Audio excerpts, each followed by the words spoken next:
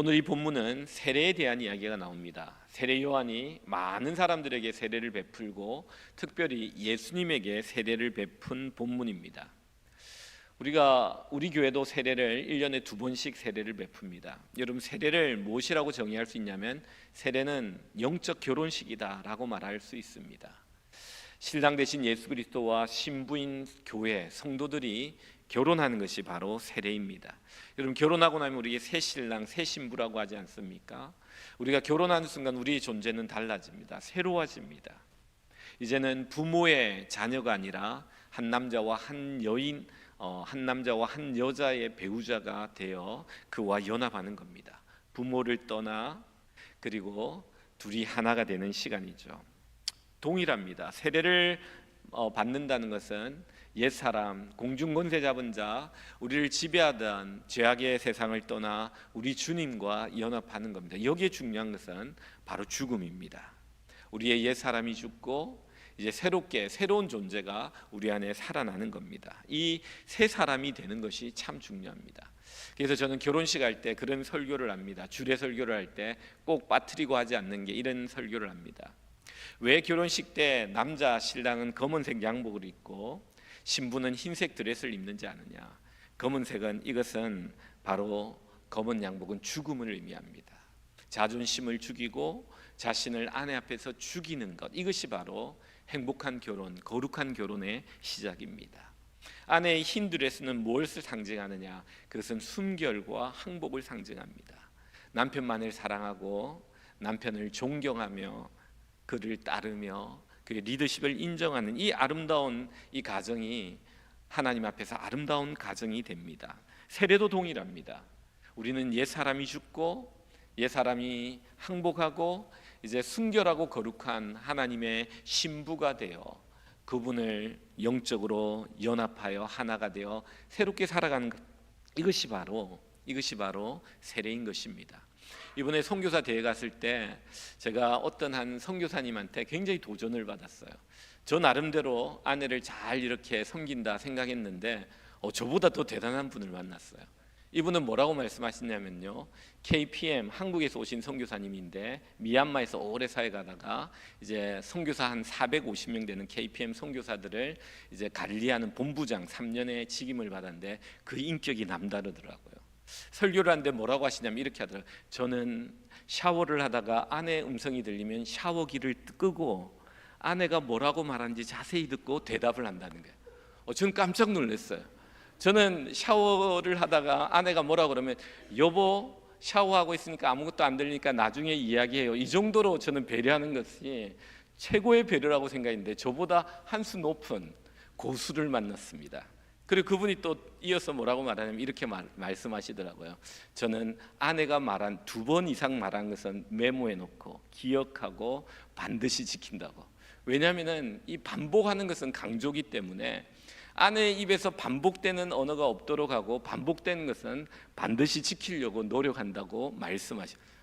너무 대단하시더라고요. 여러분, 영적인 결혼 세례도 동일합니다. 우리가 새로워져야 돼요.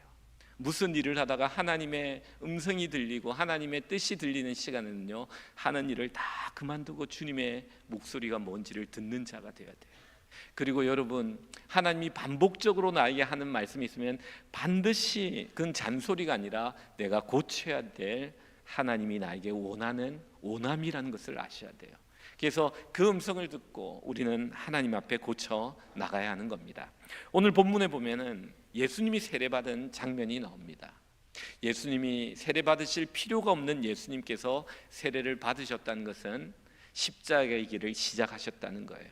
하나님이 인간이 되시고 죄인이 받는 세례를 씻을 죄가 없는 이 예수님께서 세례를 받으셨다는 것은 겸손하게 그 길을 걸어가셨다는 겁니다. 오늘 우리는 예수님이 받은 이 세례를 보면서 우리 성도가 받는 세례, 그리고 세례 받을 때 어떤 일들이 일어나는지를 생각해 보고자 합니다. 왜냐하면 예수님이 하신 모든 것은 우리의 본이 되기 때문에 그의 생각, 그의 행동은 우리가 따라가야 될 본입니다.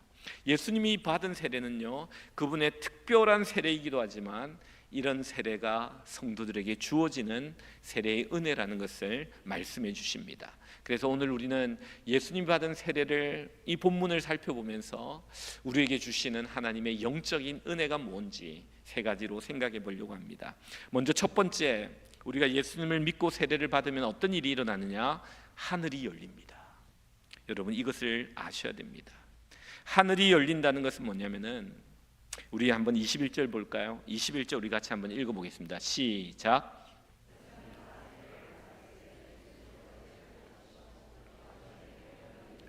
여러분 잘 보셔야 됩니다.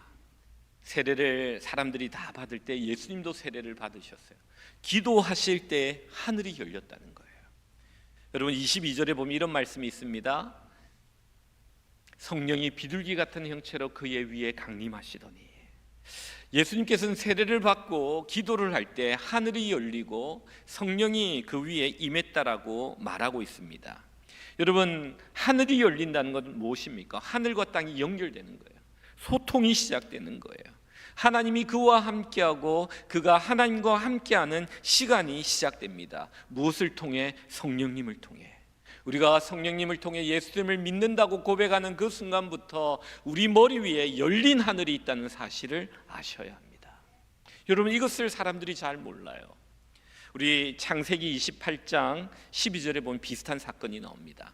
창세기 28장 12절 사건 말씀 우리 한번 읽어보겠습니다. 시작. 꿈에 본즉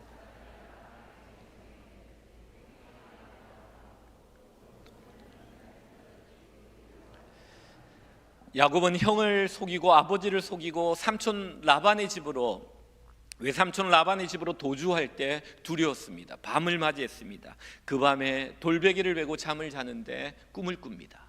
그 꿈에는요, 하나님이 이 꿈을 보여줍니다. 사닥다리가 땅 위에 서 있는데 그 꼭대기가 하늘에 닿습니다. 그리고 하나님의 사자 천사들이 그 사닥다리로 오르락 내리락 하는 것을 봅니다. 그리고 나서 그가 꿈에서 깨어나서 뭐라고 말했는지 16절 봅니다. 그가 이렇게 말합니다. 야곱이 잠이 깨어 이르되 여호와께서 과연 여기 계시거늘 내가 알지 못하였도다. 우리가 하나님을 믿을 때, 우리가 성령을 통해 하나님을 믿게 될 때, 하나님은 열린 하늘을 통해서, 성령을 통해서 기도 가운데 우리와 교제와 교통과 이 하나님과의 소통이 시작되는데, 많은 사람들은 이 야곱처럼 실수를 한다는 거예요. 내가 알지 못하였다. 하나님이 여기 계시고 나와 함께 계시고 나와 늘 동행하시는데 내가 그것을 알지 못했다라고 고백하게 된다는 겁니다. 우리들의 문제가 이겁니다. 예수를 믿는다는 것은 성령이 우리 안에 들어와 우리에게 이 성령이 하나님의 말씀을 깨닫게 하여 말씀이 믿어지는 역사입니다. 이 믿음과 회개의 역사가 일어나면서 예수님을 구주로 고백하는 이 사건이 일어나는데, 이 사건이 일어날 때 성경은 뭐라고 말하냐? 그 위에 하늘이 열리고 하나님과 소통이 시작된다라고 말합니다. 이제 눈을 들어 하늘만 보면 됩니다. 눈을 감고 조용히 하나님께 기도하면은 하나님과 연결되는 이 놀라운 임재가 있는데, 사람들은 이것을 모르고 신앙생활을 한다는 겁니다. 제가 이번에 선교사 대회를 마치고 총회 40주년이었는데, 이 총회가 만들어진 지 40주년이 되어서 제일 처음 이 교회가 시작되고 총회가 시작된 뉴저지에서 그 모임을 가졌습니다. 여러 가지 행사들과 많은 목사님들과 월화수까지 모든 일정을 마치고 목요일 날 이제 차 2대 100명의 목사님과 장로님과 총대들을 데리고 뉴욕 관광을 떠났어요. 뉴욕 관광을 갔는데요, 뉴욕 관광인데 참 재밌는 걸 봤습니다. 여러분, 60대 이상의 좀 나이 든 목사님은요 앞에 가요. 그리고 사모님들은 뒤에 와요. 목사님과 사모님이 따로 가요. 근데 좀 젊은 40대 50대 목사님들은요 부부가 같이 걸어가요. 여러분은 어디에 속하셨습니까? 갈 때 나는 앞에 가고 아내는 뒤에 따라옵니까? 아니면 옆에 같이 갑니까? 더 재밌는 것은요, 이 젊은 이 목사들 가운데, 사모 가운데 둘이 손을 잡고 가는 사람이 있어요. 저는 어디에 속했을까요? 네. 저는 따로 갔을까요? 아니면 옆에 같이 갔을까요? 네. 따로 갔을 것 같다 여기다. 여러분, 제가 그것을 보면서 깨달은 게 있어요. 뭘 깨달았냐면요, 제가 목사님께 물어봤어요. 목사님, 사모님 어디 계세요? 저 뒤에 어딘가 따라오고 있을 거야 이러더라고요. 그런 데 있잖아요. 같이 가는 사람은요, 항상 옆에 사모를 데리고 막 같이 이렇게 보면서 자유 시간이 주어지는데요, 목사님은 자기 나름대로 목사님들과 가고 사모님은 사모님들 따로 가고요. 근데 둘은 이 친밀한 부분은 뭐 표현이 뭐 그렇지만 친밀한 부분은 같이 항상 다니더라고요. 제가 깨달은 게 있어요. 우리가 신앙생활할 때요, 하나님이 나와 함께 있다는 걸 아는데 저 뒤에 어딘가에 계시다고 생각하면서 신앙생활하는 사람이 있어요. 항상 옆에 계신데, 요한계시록 3장에 보면은 내가 문 밖에 서서 문을 두드리고 있다는데 이 문 두드리는 소리를 듣고 문을 열면은 주님이 나와 더불어 먹는다고 그랬어요. 그는 나와 더불어 먹고 나는 그와 더불어 먹을 것이. 이게 교제예요. 그런데 사람들은 어떻게 이 친밀한 교제를 하지 않고 옆에 있으면요, 느껴요. 같이 있다는 게 느껴지고 같이 있다는 게 깨달아지고 대화가 되고 늘 같이 가면서 대화를 통해 기쁨으로 이렇게 같이 다는데요, 저 뒤에 있다는 사람은요, 생각을 하지 않아요. 자기 혼자 볼 거 다 보고 나서 차 탈 때 만나더라고요. 예. 차 탈 때 옆에 앉더라고요. 예. 갈 때는 헤어지고 나올 때 만나고. 여러분 어떻습니까? 여러분 신앙생활을 어떻게 합니까? 제가 예동이를 요즘 이제 남자 성도님들을 훈련시키면서 같이 쓰고 있는데, 이 열린 하늘을 체험한다는 것을 참 많이 경험합니다. 이 예동일은 내가 예수님과 동행하는 일기를 점검한 일기, 내가 오늘 하루 동안 얼마나 예수님을 생각했는지를 돌아보는 일기입니다. 근데 이것을 쓰다 보면요, 예수님을 더 많이 생각해요. 마치 옆에 손잡고 가는 것처럼 예수님을 의식하고 인격적으로 임재를 체험하고, 그러다 보니까 어떤 역사가 일어나느냐, 똑같이 신앙생활하는데 기도 응답이 더 잘 일어나는 걸 경험합니다. 주님이 인도하시고 보호하시는 것이 새삼 더 강하게 느껴지더라고요. 느낌에서 그치는 게 아니라 이것이 사건이 되고 경험이 되고 지식이 되고 믿음이 되고 능력이 되더란 거죠.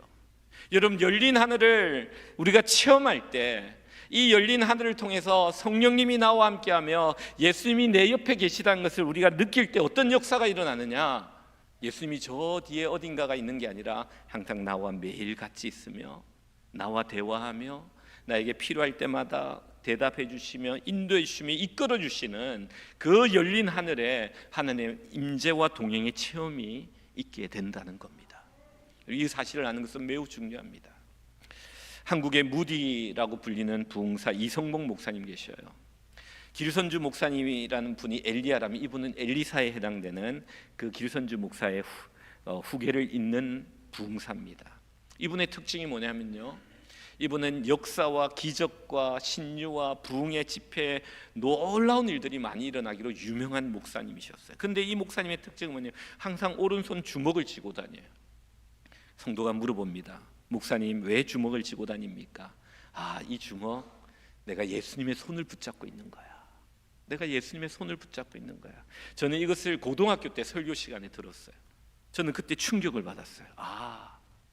저분은 예수님이 저 뒤에 어딘가에 나를 지켜보며 따라오는, 그래서 밤에 잘 때라든지 내가 잠시 기도할 때만 만나는 예수님이 아니라 항상 예수님이 옆에서 동행하며 느끼며 대화하며 인도함을 받는 분이구나 라는 것을 느낄 수 있었습니다. 그에게 신유의 능력과 기적의 역사와 많은 부흥의 역사가 나타나며 한국교회의 무디라고 불렸던 그 놀라운 사역을 감당할 수 있던 이유가 어디 있었느냐, 바로 주님과의 거룩한 동행이에요. 주님과 거룩한 동행을 하다 보니까 어떤 역사가 일어나느냐, 그가 거룩해지고 깨끗해지고, 그리고 더 가까이 임재하시는 하나님의 임재 예수 그리스도의 이름으로 이 악한 자들을 몰아내며 많은 자들을 주님께로 인도하는 하나님의 사역자가 된 것입니다. 여러분, 예수를 믿는다는 것은요, 믿어 천국 가는 정도가 아니에요. 천국이 거머리 위에 열리는 거예요. 그리고 그 주님과 동행하는 거예요. 저는 이 분의 글을 읽으면서 요즘 혼자 있을 때 손을 꽉 쥐지 않고 예수님의 손을 잡는 듯이 이렇게 살짝 이렇게 잡고 이래 있을 때가 있어요. 내가 혼자 있을 때. 또 밤에 잘 때 살짝 손을 잡고 이렇게 잡으면요, 너무 좋아요. 예수님이 내 옆에 계시다 느껴지니까요. 여러분, 혼자 차 타고 갈 때 있잖아요. 그렇게 한번 해보세요. 예수님이 옆에 타고 계신 것처럼, 예수님 출발하겠습니다. 예수님 출발할게요. 그리고 혼자 차 타고 갈 때 이야기를 좀 해보세요. 예수님 여기 계시죠? 나와 동행하시죠? 예수님이 항상, 제가 이 예동이를 하면서 느낀 건 뭐냐면 예수님이 24시간 나와 함께 하기를 원하는데 문제는 뭐냐면 내가 무시한다는 거예요. 마치 그 목사님들처럼. 예. 그 사모님들 중에 가까이 가고 싶은 사모님도 아마 있었을 거예요. 너 뒤에 따라와 이런 식으로 하고 다니셨던 것 같아요. 여러분 어떻습니까? 신앙생활을 어떻게 합니까? 세례를 받고 예수를 믿는다는 것은요, 하늘이 열린 하늘을 가진다는 거예요. 그 열린 하늘을 통해 주님과 소통하며 주님과 친밀하게 교제하며 그 주님과 동행하는 성도가 되는 것입니다. 두 번째입니다. 오늘 본문은요, 성도는 하나님을 기쁘게 하는 자가 되어야 돼요. 세례를 받은 자, 예수를 믿는 자는 어떻게 되냐면요, 하나님을 기쁘게 하는 자가 되어야 합니다. 오늘 본문 성경 22절을 한번 봅니다. 22절을 우리 같이 한번 읽어볼게요. 22절 읽습니다. 시작. 성령이 비둘기 같은 형체로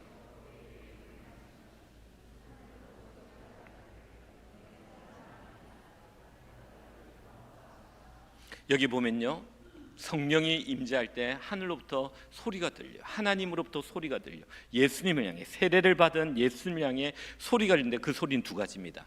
너는 내 사랑하는 아들이요 내 기뻐하는 자라. 여러분, 우리는 이것을 알아야 됩니다. 하나님은 자신의 자녀들을 사랑하십니다. 이건 당연한 거예요. 그런데 중요한 것은요, 사랑한다고 다 기뻐하는 자는 아니란 사실을 깊이 생각해야 합니다. 우리가 자녀를 낳고 키울 때 보면요, 우리 자녀를 우리는 다 사랑합니다. 그러나 모든 자녀를 우리가 기뻐하지는 못합니다. 가슴 아픈 자녀들이 있습니다. 기도의 제목이 되는 자녀가 있습니다. 예수님의 비유에 보면 탕자가 있어요. 아버지가 자녀를 사랑해요. 그러나 매일 동구밭까지 나와 그가 돌아오기를 기도하며 기다리는 그런 자녀도 있다는 거예요. 하나님은 모든 교회를 사랑하십니다. 그러나 모든 교회가 하나님을 기쁘게 하지 못합니다. 하나님은 모든 성도를 사랑합니다. 그러나 모든 성도가 하나님을 기쁘게 하지는 못합니다. 하나님이 우리를 사랑하는 것을 의심하지 마십시오. 이거는 하나님이 우리가 자녀 될 때 모든 자녀를 사랑하십니다. 이것은 의심하지 마십시오. 그러나 우리는 내가 하나님을 기쁘시게 하는 존재인지를 물어보아야 합니다. 예수님을 믿고 따른다고 하면서 하나님에게 근심이 되는 자녀들이 있다는 거죠. 성령이 탄식하도록 기도하는 자녀들이 있다는 거죠. 오늘 본문에 보면 그러나 예수님은 그렇지 않았습니다. 이는 내 사랑하는 아들이요 내 기뻐하는 자라라고 말씀하십니다. 왜 예수님은 하나님의 기쁨이 되었습니까? 그 이유는 간단합니다. 예수님은 주님이 말씀하신 그 길을, 그 십자가의 길을 순종하며 걸어가셨기 때문입니다. 하나님이 인간이 되셨고 인간이 되어 십자가의 길을 가고 십자가의 길을 가는데 그 첫 번째 사역의 시작에 성령이 임하는 이 세례, 죄인이 받는 이 세례를 죄인을 대표하여 죄가 없으신 예수님이 하나님의 뜻에 순종하여 받을 필요가 없는 그 세례를 받으시는 이것이 하나님의 기쁨이 된 거예요. 할 필요가 없지만 하나님의 말씀에 순종하여 하나님의 그 길을 가는 것이 기쁨이 된 겁니다. 여러분, 우리가 하나님을 기쁘게 하는 것이 이 세상의 부모의 기준으로 생각하지 마십시오. 세상에서 출세하고 돈을 잘 벌고 좋은 직장을 가지고 결혼을 잘하고 가정을 이루고 이런 것들을 우리 하나님이 기뻐하신다라고 착각하지 마십시오. 하나님 기뻐하시는 것은 이 세상의 기준과는 완전히 다릅니다. 하나님의 기뻐하는 것은요, 예수님처럼 어떠한 상황과 환경에 처한다 할지라도 하나님의 뜻을 잘 분별하고 열린 하늘을 통해 하나님의 뜻을 잘 분별하고 그 하나님의 뜻에 자기를 겸손하게 드려 그 길을 걸어가는, 자신을 희생함으로 남을 세우고 구원하고 하나님의 뜻을 따르는 이 길이라는 것을 여러분 아셔야 됩니다. 하나님에 대하여 부요한 자, 하나님의 말씀을 겸손히 실천하는 자, 이러한 자를 하나님이 기뻐하신다는 겁니다. 두 친구가 있었습니다. 한 친구가 예수님을 믿고 그리스도인이 되었어요. 친구와 대화를 나눕니다. 이 친구가 이렇게 묻습니다. 야, 너 크리스찬 되었다면서, 교회 다닌다면서? 그래. 그러니까 그럼 너 교회에 대해서 잘 알겠네. 내가 예전에 교회 다닐 때 보니까 삼위일체라는 게 있는데 이게 뭔지 잘 모르겠는데 너 뭐 아니? 그러니까 그 친구가 이럽니다. 야, 나는 알긴 알겠는데 설명하기는 좀 힘들어 라고 이야기합니다. 그러자 그가 또 이런 질문을 합니다. 야, 교회 보면은 이단들이 참 많은데 이 이단들은 도대체 어떻게 된 거야? 라고 물으자 그 친구가 이렇게 합니다. 나도 그 이단들을 보면 가슴이 아픈데 왜 그들이 이단이 됐는지 나도 잘 모르겠어 라고 말합니다. 그러자 그 친구가 이렇게 말해요. 야, 너 예수 믿는다면서 뭐 별로 아는 게 없구나 라고 말하자 그때 그 친구가 이렇게 말해요. 야, 네 말이 맞아. 근데 내가 아는 것 딱 하나 있어. 내가 아는 것 하나는 이거야.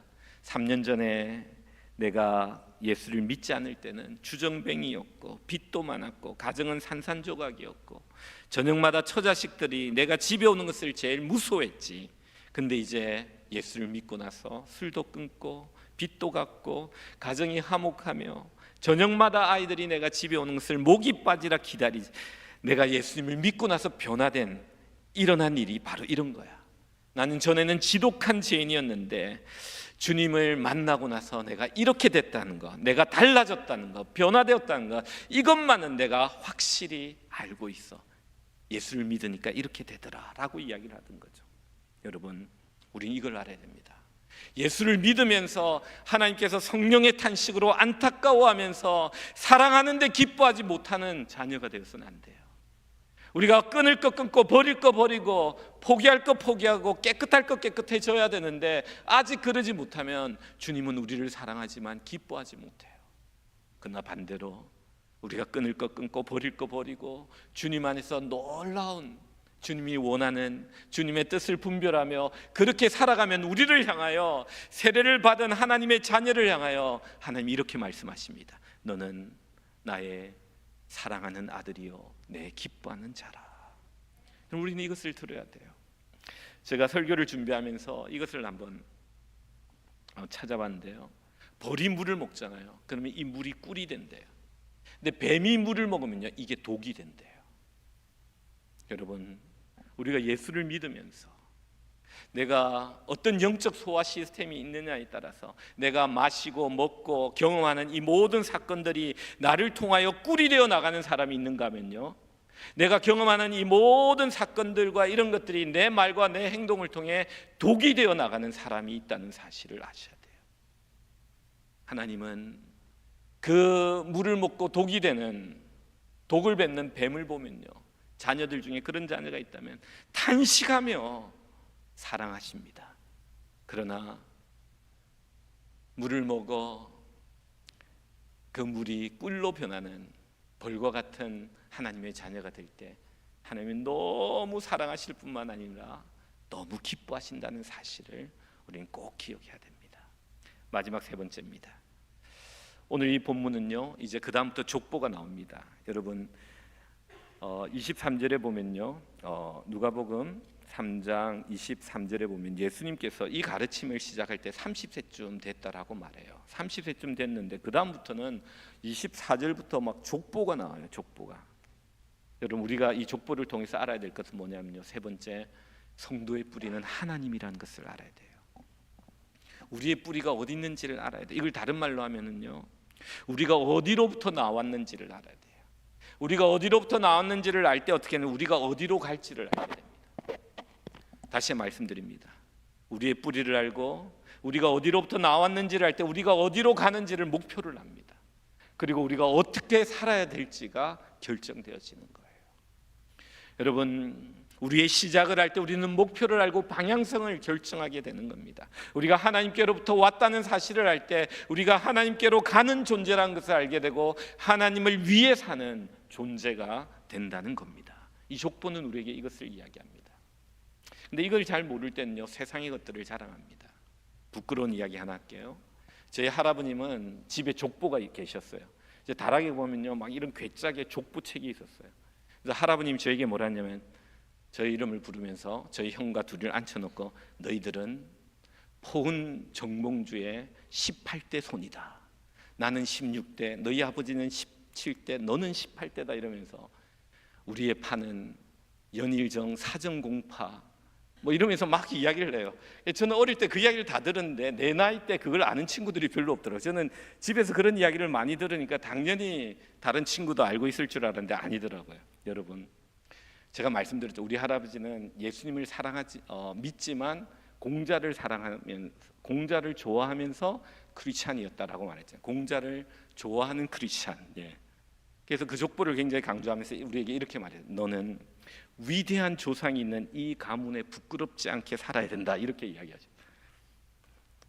여러분, 우리가 이 뿌리를 모르면 이 세상에 자신의 가진 위인이나 조상들을 자랑합니다. 그러나 뿌리를 알게 되면요, 그런 것들이 아무것도 아니란 걸 알게 돼요. 오늘 이 마태복음에도 족보가 나오고 누가복음에도 족보가 나오는데 이 족보가 약간 차이가 있어요. 마태복음의 족보의 사람들과 누가복음의 족보의 사람들을 비교해 보면요, 좀 처음에 맞지 않는 사람들이 너무 많이 나와요. 그래서 학자들은 이렇게 봅니다. 마태복음의 족보는 요셉 중심의 족보예요. 누가복음은 마리아 중심의 족보예요.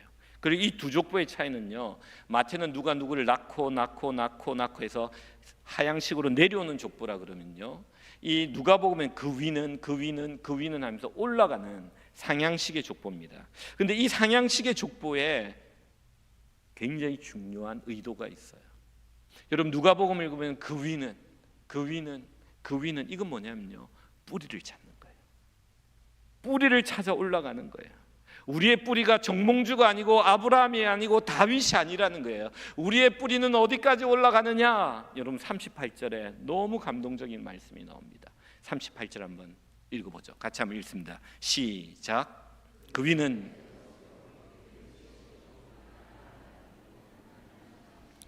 여기에 너무 놀라운 말씀이 나와요. 이 누가복음의 족보는 이걸 계시하는 거예요. 예수 그리스도가 30세 사역과 가르침을 시작했는데 그 위는 최종 뿌리는 하나님이라는 거예요. 하나님이 예수님을 보내셨고 이 예수님은 하나님을 위해 살며 하나님을 향해 가는 인생이다라는 것을 우리에게 보여주고 있는 겁니다. 그 있는 족보에 있는 많은 우리가 알지 못하는 그 모든 사람들도 하나님으로부터 나왔고 하나님께로 갔고 하나님을 위해 살아야 된다라는 것을 우리에게 분명히 보여주는 거예요. 여러분, 이거 비슷한 게 역대상이에요. 여러분, 역대상은요, 배경이 어떻게 되냐면은 이제 이스라엘 백성들이 다 멸망하고 포로로 70년 동안 바벨론에 잡혀갑니다. 1차, 2차 포로 기한해가지고요, 많은 사람들이 기한해가 예루살렘에 사는데 이 족보들을 뿌리를 잘 모르는 거예요. 한 70년이 지나 보니까 그 아버지 할아버지 정도는 아는데 그 나라와 그 민족이 어땠는지를 모르자 이 에스라가 역대상을 기록합니다. 그래서 역대상 1장부터 9장까지 족보 이야기만 계속 씁니다. 너희들의 뿌리가 어딘지. 근데 1장 1절 한번 볼까요? 1장 1절 봅시다. 역대상 1장 1절 우리 한번 읽어보겠습니다. 역대상 1장 1절입니다. 같이 한번 읽습니다. 시작. 아담, 셋, 에노스. 여러분, 1장 1절이요, 시작이 없냐면은 이 책을 펴는 포로 기한한 70년 동안 나라를 잃어버리고 돌아온 자들에게 너희들의 뿌리는 어디 있느냐? 아담이다라고 말합니다. 그러나 좀 더 이 아담의 숨겨진 의미는 뭐냐면 하나님이 너희의 민족의 뿌리라는 거예요. 여러분, 이 역대상은요, 간접적으로 하나님이 너희들의 역사의 뿌리라는 것을 이야기하고 있고 누가복음은 직접적으로 그 위는 에노스요, 그 윗은 셋이요, 그 윗은 아담이요, 그 윗은 하나님이다. 얼마나 감동적인 이야기를 우리에게 하고 있는지 몰라요. 우리는 하나님으로부터 와서 하나님께로 돌아가고 하나님을 위해 살아야 되고, 또 이건 어떤 의미가 있냐면요, 잃어버린 하나님의 형상으로 지음받은 이 아담, 창조된 이 아담의 잃어버린 하나님의 형상이 예수 그리스도를 통하여 우리 가운데 회복될 때 우리는 하나님을 닮은 하나님의 신의 성품에 거룩과 의와 능력을 가진 하나님의 사람으로 이 땅을 승리하며 살아갈 수 있다는 것을 보여주는 말씀인 겁니다. 미국의 존 홉킨스 대학의 교수고 의사인 켈리 박사라는 분이 계십니다. 이분은 굉장히 신실한 크리스찬이에요. 이분은 양복에다가 항상 장미를 이렇게 꽂고 다녀요. 근데 이 장미가 있잖아, 아침에 꽂아가지고 이렇게 저녁에 나갈 때 보면 이게 시들지 않고 계속 있는 거예요. 항상 그 장미가 시들지 않아 사람들이 질문을 합니다. 왜 의사 선생님의 그 양복에 꽂힌 꽃은 시들지 않습니까? 그러면요, 그 양복을 쫙 풀어가지고 보여줍니다. 살짝 보여주면은 이 꽃의 가지 끝에 그 뿌리 밑에다가 약간 물 주머니가 이렇게 달아놨대요. 그래서 그걸 입고 다니시는 거예요. 그러면서 전도를 하는 거예요. 뭐라고 말하면 이렇게 합니다. 우리가 시들지 않고 향기 나는 인생을 살기를 원한다면 삶의 뿌리에 하나님이 있어야 됩니다. 하나님의 생수가 있을 때 우리는 시들지 않는 아름다운 향기를 바라는 꽃과 같은 인생을 살 수 있습니다. 고목나무에 꽃이 피우기 위해서는 뿌리가 살아 있어야 하고, 무슨 나무이든지 뿌리가 깊으면 어떠한 바람에도 흔들리지 않고, 뿌리가 깊으면 어지간한 가뭄에도 끄떡이 없습니다. 뿌리 깊은 나무는 바람에 흔들리지 않고 꽃이 아름답고 너무나도 단 열매를 많이 맺게 됩니다. 그렇게 전도를 한다는 거예요.